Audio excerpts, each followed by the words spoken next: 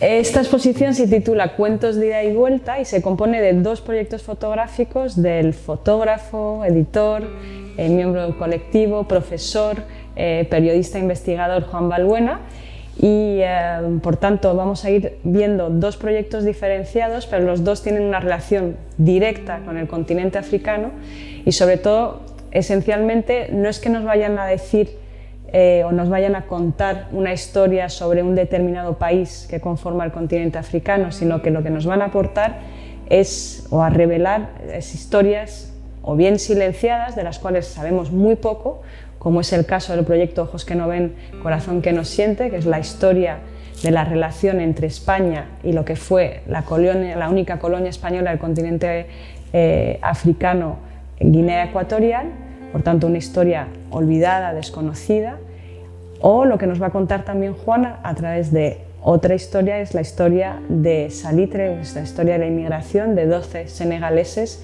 que Juan conoce en una casa patera de la calle Salitre. El reto de esta exposición es muy grande porque yo siempre los proyectos los imagino en formato libro, que los libros están aquí. Luego se van a poder ver, es decir, hay un libro que es Salitre, que es una caja con 12 más 1 libros, y hay otro libro que es Ojos que no ven, corazón que no siente, que son 5 periódicos de los periodos que vamos a hacer. Entonces, para esta exposición lo que hemos hecho es, de alguna manera, un formato físico más abierto, tridimensional, en el que el espectador se pueda meter. En realidad es como si uno pudiera entrar a estos libros. Tenemos los 2 libros hechos y ahora te invitamos a entrar de otro modo a estos libros. Y de forma gráfica lo presentamos en esta entrada, ¿no?, con una imagen de cada uno de los proyectos y con esos guiños, digamos, de diseño, de esos de edición de texto, ¿no?, de impresión, como si fuéramos a imprimir un nuevo libro, que es este libro, estos cuentos de ida y vuelta que presentamos en esta sala expositiva. Sí, tenemos aquí lo que se llaman las marcas de registro, las marcas de corte y las barras de color, para el control del color. Hemos hecho trampa, es decir, hemos hecho una gradación del amarillo, que es el color emblemático de Salitre, y hemos hecho una gradación de los 5 colores emblemáticos de Ojos que no ven, corazón que no siente. Entonces, esta idea de cuento de cuentos, libro de libros, historia de historias, expo de expos, es decir, siempre esta idea de construir y de generar un relato, ¿no? Todo el rato nuestro propósito es una invitación, ¿no? A mí me gusta mucho la palabra ojear, que nunca sé si es con H o sin H, pero es esta idea de pasar por un libro a tu ritmo, y si hay algo que te interesa, paras y lees; si no te interesa, sigues, ¿no? Así que esta exposición, lo que vamos a hacer es un recorrido rápido, deteniéndonos en algunos puntos, pero la invitación está abierta para que cada uno construya su propio recorrido y su propio paseo por estos 2 libros.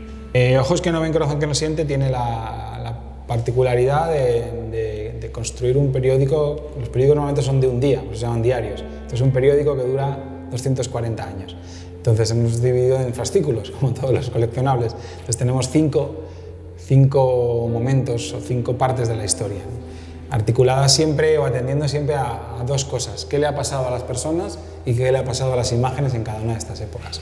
La primera época, que es de 1778, finales del siglo XVIII, hasta 1929, es la más larga, es previa incluso a la invención de la fotografía, y es esta primera vez en el que un español y un guineano original se encuentran, es decir, es el primer encuentro.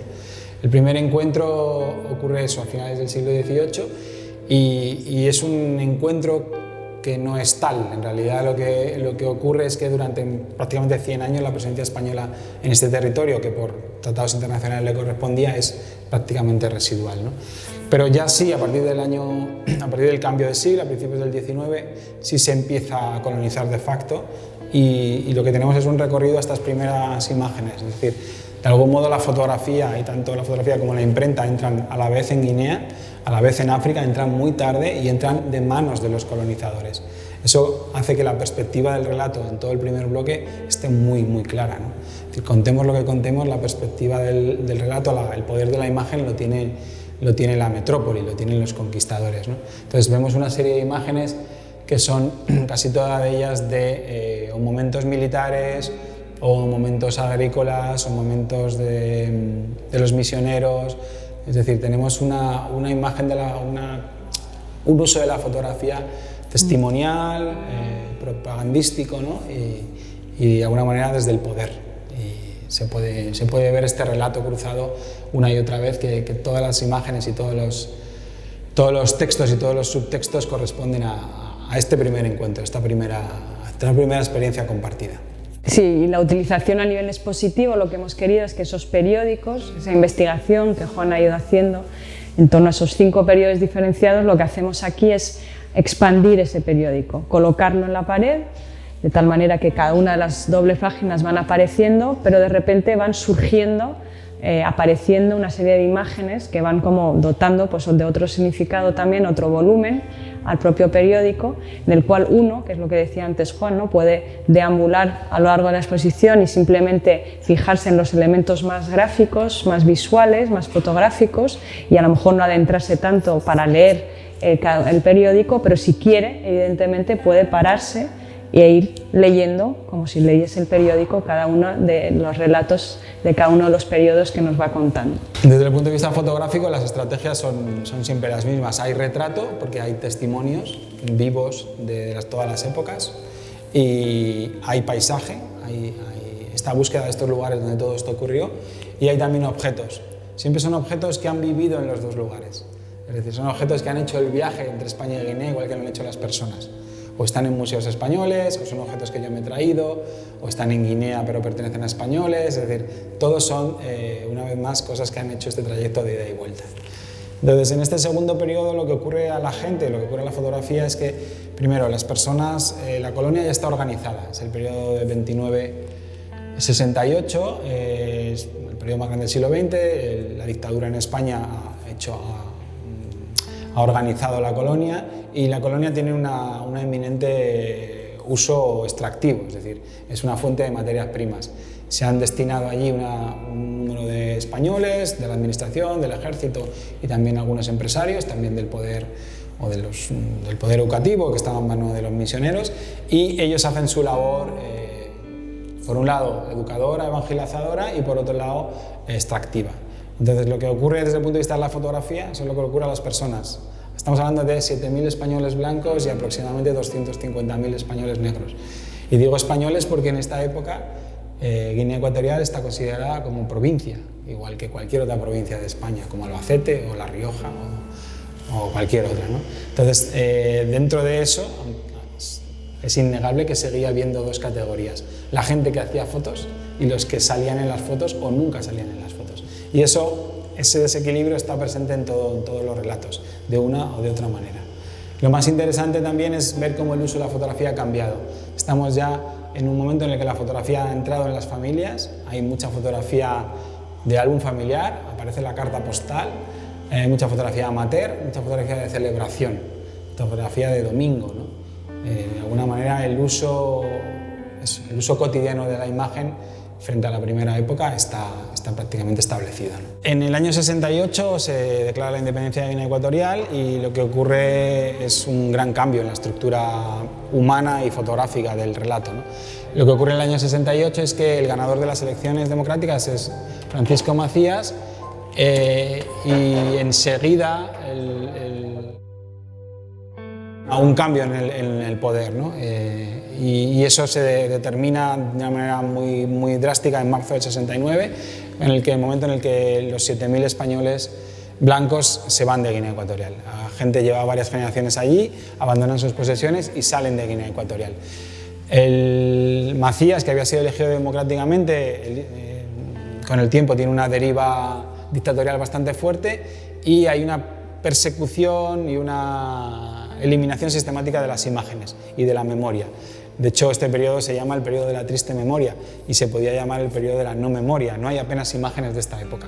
Entonces, de alguna manera, las pocas imágenes que hay representan a este dictador triunfante y con miles de nombres, etcétera, etcétera. Entonces, desde el punto de vista fotográfico, es el periodo de más escasez de imágenes posibles, ¿no? Todo cambia en el año 79, cuando hay lo que se llama el golpe de la libertad, que es un golpe que permite al sobrino de Macías entrar en el poder y de algún modo los españoles vuelven a Guinea Ecuatorial. En el año 79 vuelve la cooperación y vuelve la fotografía y vuelve el interés relativo, pero cierto interés de la prensa y del público español en la cuestión guineana, ¿no? Eso hace que volvamos a tener portadas como la del Portada Ya, eso que volvamos a tener documentales sobre Guinea Ecuatorial, tras este largo periodo de silencio, ¿no? Un silencio que venía motivado en los dos lados, la dictadura por un lado y luego la declaración de materia reservada a todo lo relativo a Guinea Ecuatorial, ¿no? Entonces este secretismo se rompe en parte en este periodo, el año 79-99, es el periodo de nueva cooperación entre España y Guinea, ¿no? De alguna manera es otro momento, tras aquellos momentos en los que España y Guinea tenían comunicación. Eso hace que haya una generación entera de guineanos, que aproximadamente tienen ahora entre 40 y 50 años, que se educan en España y que llegan a los barrios españoles, ¿no? Y es esta motivación, es en este entorno y en este contexto en el que yo conozco a la persona que motiva gran parte de este proyecto. Así que en este periodo, 79-99, la relación entre España y Guinea todavía se refuerza. Lo que ocurre a partir del año 99 es que con el descubrimiento del petróleo en Guinea Ecuatorial, el régimen se refuerza y la cooperación se rebaja. Es decir, las conexiones o la necesidad mutua de Guinea y España se rebaja porque económicamente el régimen de Teodoro Obiang Nguema está suficientemente fortalecido y empieza una nueva etapa completamente diferente en la que la dictadura se hace mucho más fuerte. El problema o la diferencia respecto a la dictadura de Macías, respecto a las imágenes, que es una de las cosas que nos interesa, es que ahora ya el control de la información y el control de las imágenes es mucho más difícil que hace años. Están los teléfonos móviles, está Internet, es decir, de alguna manera el flujo de información entre España y Guinea, pese a que haya un cierto control, está en marcha, ¿no? Y entonces está toda esta generación de jóvenes guineanos, hijos o nietos de españoles guineanos, españoles al 100%, que están pendientes de cómo es su país, aunque no hayan ido nunca, ¿no? Y a mí me interesa mucho acabar con esta generación representada por el colectivo Rihuatá, que es un colectivo de la periferia de Madrid, en el que ellos están intentando reconstruir su identidad como guineanos en un país al que pertenecen, que es España, que siempre les cuestiona su españolidad y su negritud. Así que este es un poco rápidamente esta historia, ¿no? Esta historia de desencuentros, encuentros y dificultad de entendimiento que esta exposición lo que intenta es paliar y al menos llenar de información y de emoción gracias a las imágenes para que prestemos atención y para que de alguna manera sepamos que detrás de esa línea de historia hay un montón de historias.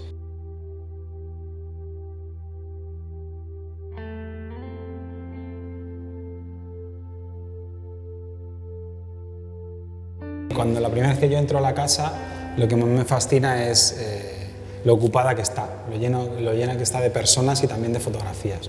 Y es lo que quiero mantener a lo largo del proyecto. De alguna manera, lo que se intenta es generar una humanización del otro a través de las imágenes, que esta es una estrategia muy habitual en mí, en cómo las imágenes nos conmueven y nos hacen entender las motivaciones, los sueños, las decepciones o lo que sea del otro. Entonces es una casa llena de cosas, llena de fotos y llena de personas que han llegado a un lugar en el que esperan tener una vida mejor.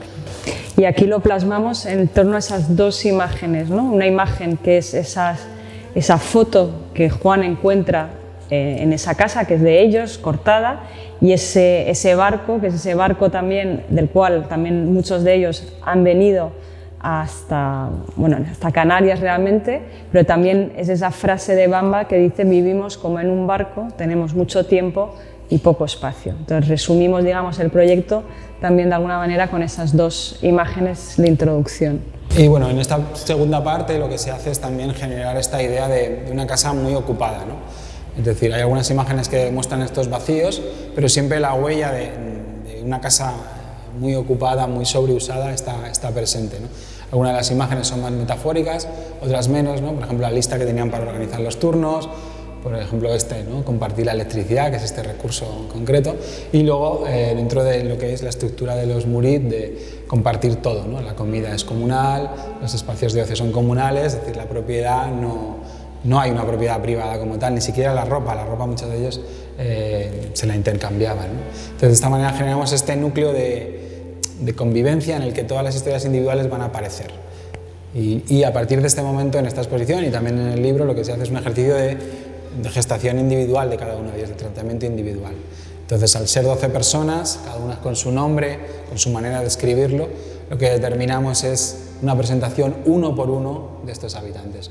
Es decir, los hemos visto en su entorno, los hemos visto cómo conviven y ahora los vamos a conocer de alguna manera.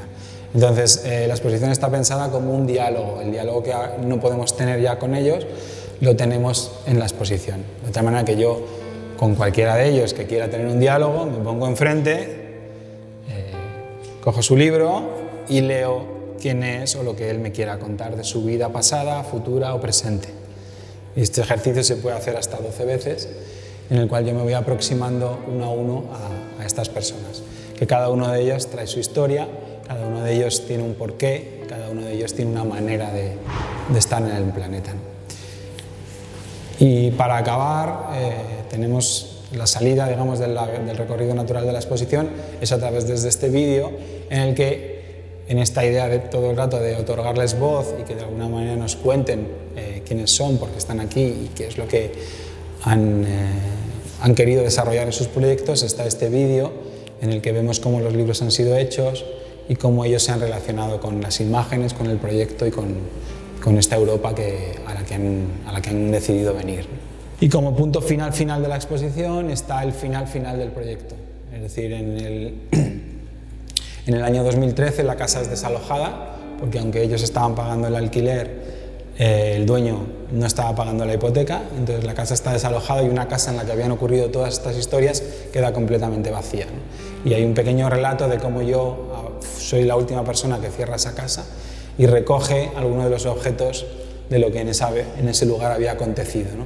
A modo entre lo arqueológico y lo policial, me llevo estos objetos al estudio y los fotografío, ¿no? Y es el punto final del proyecto, es cuando esa caja y esa casa se cierran y es cuando esta exposición también se cierra. Sí, hay que recordar que esta exposición, o sea, nace como un proyecto de libro, ¿no? Es un libro, en este libro se compone de esas 12 historias, de esos 12 libros de cada uno de los protagonistas y un libro número 13, que es donde Juan va contando lo que acaba de explicar, es decir, la vida diaria en esa casa, los retratos de cada uno de ellos y esa última noche. Y esos son los 13 libros que conforman el relato de esta historia que es Salitre.